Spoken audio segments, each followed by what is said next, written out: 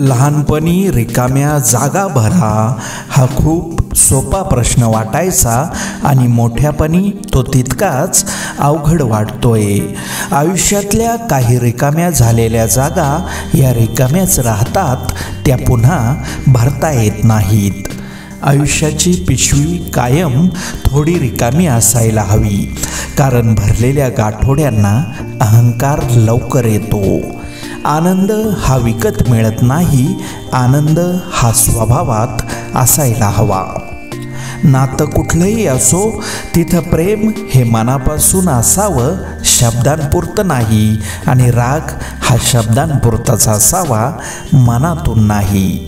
आपण जेव्हा कोणासाठी तरी चांगलं करत असतो तेव्हा आपल्यासाठी सुद्धा कुठेतरी काहीतरी चांगलं घडत असतं, इतकंच की ते आपल्याला दिसत नसतं।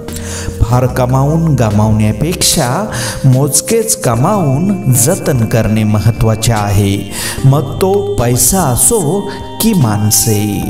आपल्या माणसांसोबत वेळ नाही कळत, पण वेळेसोबत आपली माणसं नक्कीच कळतात। आपण फक्त भविष्याबद्दल विचार करीत राहिल्यास आपण आपले वर्तमान गमावाल। सक्रिय व्हा, जिम्मेदारी घ्या, त्या गोष्टींवर काम करा ज्यावर तुमचा विश्वास आहे। जर असे तुम्ही करत नसाल तर तुम्ही तुमचे भाग्य दुसऱ्याच्या हवाली करत आहात।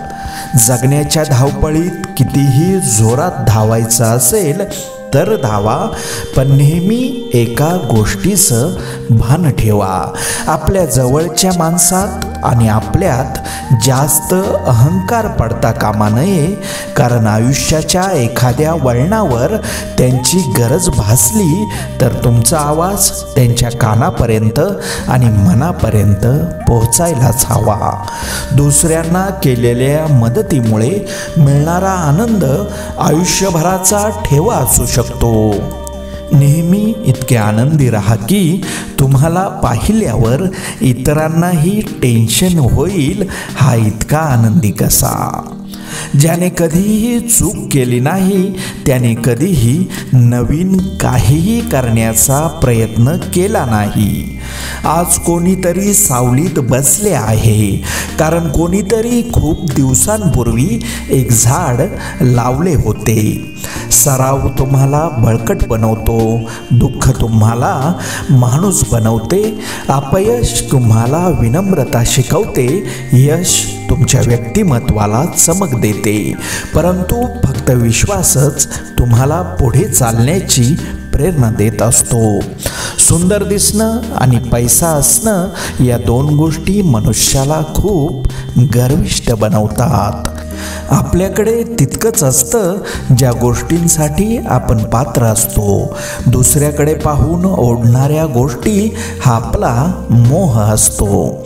वेळ निघून गेल्यावर सुचलेला विचार आणि पिके जळून गेल्यावर पडलेला पाऊस याची किंमत सारखीच असते। राग आल्यावर थोडं थांबलं आणि चूक झाल्यावर थोडं नमलं तर जगातल्या सर्व समस्या दूर होतात। चांगला गुरु यशाचे दरवाजे उघडून देऊ शकतो, पण यशाच्या दिशेने जाण्यासाठी स्वतःला चालावे लागते। आवड आणि आत्मविश्वास असेल तर कुठलीच गोष्ट अवघड नाही।